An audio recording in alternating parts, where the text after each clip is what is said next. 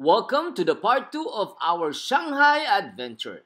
Ngayon kasama ko si JG at nandito kami sa The Bund kung saan makikita ang pinaka-iconic na skyline ng Shanghai. Let's go, NJTV. From the city to the sea. Fun, laughter, unity. Adventures waiting, just waiting and see. Okay guys, dahil maulan ngayon, syempre dito tayo ngayon sa The Bund. Pupunta tayong The Bund. I don't know if you can see.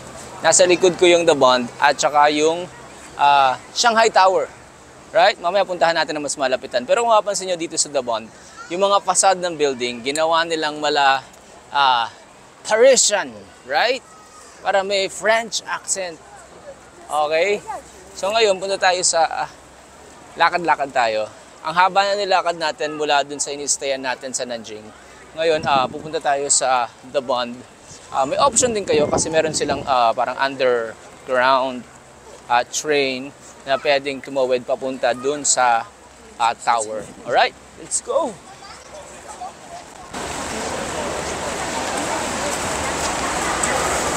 Okay.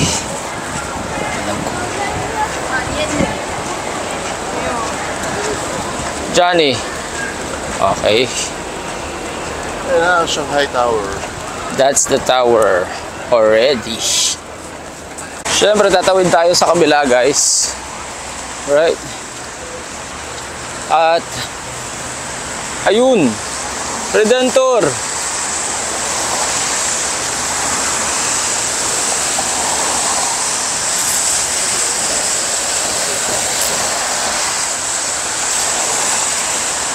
So, last time na nagpunta tayo dito, mga ilang years ago na yan. Dito mismo sa The Bund, kasi hindi naman tayo pupunta sa The Bund pag pupunta tayo dito. Almost 10 years ago. Almost 10 years? Uy, hindi pa ako pinapanganak nun.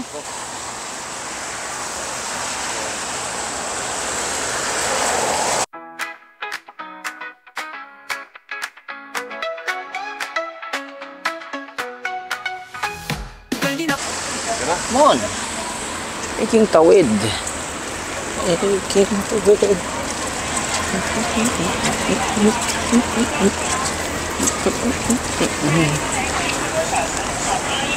So, there we go.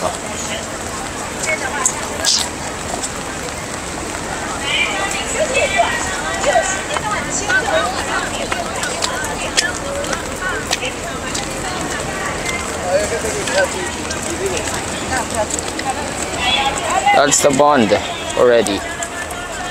Let's go to the sightseeing platform. Punta tayo doon sa taas para mas makita nyo. Okay?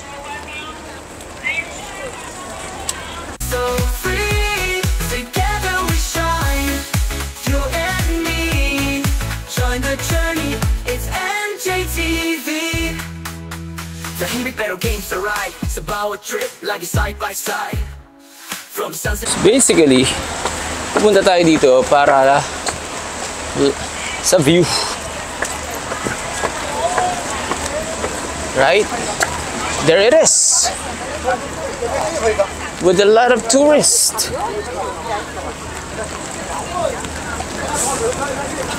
Usually guys, mas maganda rito pag medyo madilim kasi they turn on the lights. At dito nga, tanaw na tanaw ang Huangpu River, ang major river na dumadaloy sa city. Isa itong lifeline ng Shanghai mula pa noong ancient times dahil dito dumadaan ang trade at commerce. Ngayon, ito ang naghihiwalay sa Old Shanghai na may European-style na buildings at ang Pudong District na puno ng ultra-modern skyscrapers. So guys, nandito tayo ngayon sa The Bund. Siyempre nakikita nyo ang background ko. Siyempre tanggalin natin to. Ngayon nakikita nyo na eto na yung The Bund. Pakita natin sa kanila. Okay. So mamaya, hinihintay lang natin yung ano natin. Pero mamaya magsuswimming daw tayo. Dala mo yung swimsuit mo? Swimming tayo. Lalanguyin natin ang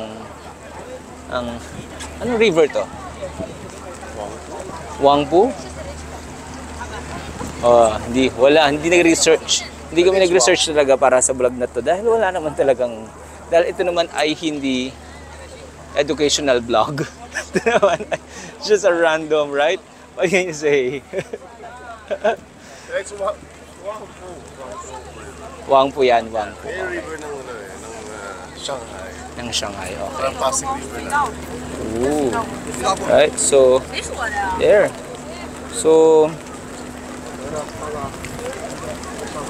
I suggest, guys, kung balak niyo pumunta rito para magmuni-muni, hindi niyo magagawa yun dahil sobrang daming tao dito. Alright, gadyan ka naman. Okay. Ayan. Wow, may maganda kang view sa background. Okay. Perfect. So yeah, may esplanade din sila. Okay. Ay, dali. Huli mo replicate natin sa Okay. sa Pasig River. Okay. Isa nga sa pinaka-highlight ng view dito sa The Bund ay ang Shanghai Tower na makikita sa Pudong side. Ang Shanghai Tower ang second tallest building sa buong mundo na may taas na 632 meters at 128 floors. Grabe, no? Ang spiral design nito ay hindi lang pampaganda, functional din para ma-minimize ang epekto ng hangin sa napakataas na structure. At may cool fact tayo dyan, ang Shanghai Tower ay simbolo ng city's rise bilang isang global financial hub, pati na rin ang koneksyon ng nakaraan at hinaharap ng Shanghai. Sabi, sa lakas ng ulan at sa dami ng tao dito, nagawa pa namin mag-content for Cosmosi, guys. I-check out niyan. In-effortan ko to. Kakahiya. Okay? So, lakad-lakad tayo dito para makita naman nila yung ibang part ng The Bund. Right? So dito sa The Bund, no? Oo, alam na namin kanina pa natin Esplanade ng Huangpu River. Okay. Hindi ako nagkakamali. Against Saan tayo punta? Shanghai. So, yeah, napakalinis ng river nila. Yan.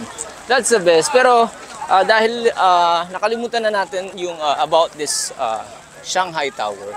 Basically, ano nga ba daw ang background nitong tower na to? Ano ang? Yung background ng tower. Para saan siya?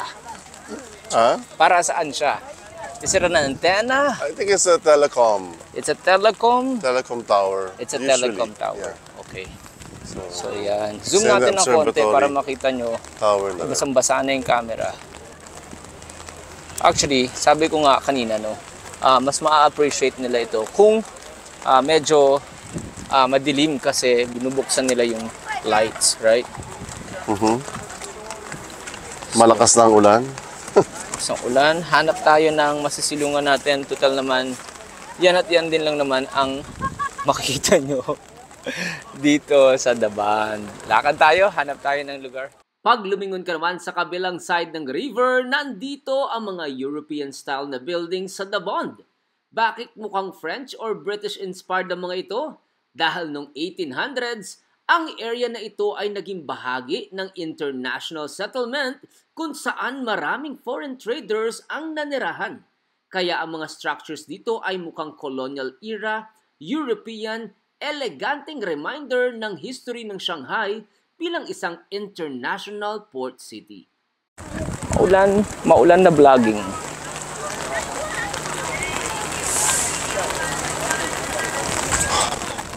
Ang contrast ng lumang architecture sa The Bund at ang futuristic skyline ng Pudong ay talaga nagpapakita ng transformation ng Shanghai mula sa isang historical trading hub patungo sa isang modern global metropolis. Yan ang ice cream. Ano ba meron dito? What is this? Is that a matcha ice cream? That's matcha? Matcha? Sige. Bilhin mo na lang, Johnny. Hindi niya maintindihan. Okay. Try natin yung ice cream. Try Masarap. natin. So, Ano kaya yung ginagawa nitong tatlong to? Nagdalawa bago isip nila. Ikaw kasi ate, ayaw mo sagutin yeah, how kung much? matcha or- Muna mo nyo, dali. How much is one? 28，一只，第二只是半价14，两只就是48。 Just one. How much? 42 daw. Mahal mo niya. Oo nga eh. Ah? Oh, sige, wag na ate. Ang mahal. 2 cones na Ate, yan. palabiro eh. Punta tayo dito sa... Coffee shop tayo. there's a chocolate factory here. Ito, punta tayong chocolate factory. Okay? Let's go to the chocolate. It's not a factory actually. It's a choco. Ito yung naamoy mo kanina. Pasok tayo sa chocolate world. Alright, let's go. At dahil nga nagkuripot na naman si JG, hindi na namin binili ang matcha ice cream. Nagpunta na lang kami sa chocolate shop na ito na may life-size chocolate daw. Ay, napakamahal naman ng ice cream na yan. 42 RMB yung ice cream, guys. So magkano tayo ng tsokolate dito? Kaya naman susubukan na lang natin makalibre ng mga sample ng mga tsokolate rito sa chocolate shop. Johnny, kung ganito ba? Joke lang. Ganito naman ang tsokolate mo, oh. Okay ka ba dyan? Yun lang. Bakit ang liit ng choco? Choknut. See. Okay? Tara't mag-ikot-ikot na nga tayo at tumingin tayo na maaari nating pasalubong na tsokolate. Siyempre pa, yan lagi ang hinahanap sa atin, di ba? Hanap tayo ng bibili natin ng tsokolate. Kasi, actually, mahilig ka ba sa tsokolate dyan? More of a dark chocolate kind of person. Okay. Ay, dito. So, ito, they have different pasalubong, tsokolate, and this one is nice actually. Ito yung may nuts inside. Oh. Tapos,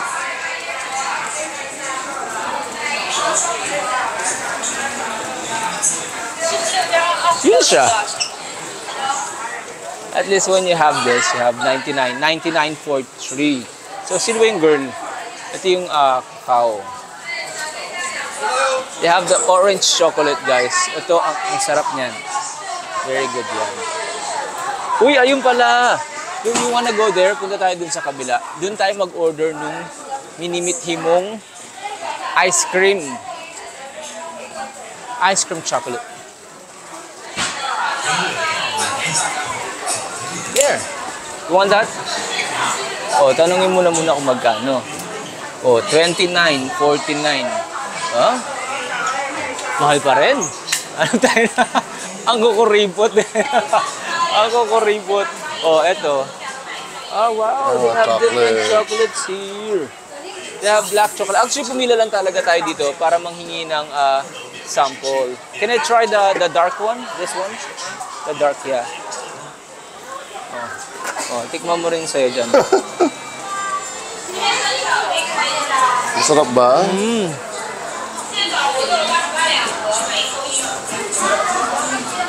Dasang Cloud9.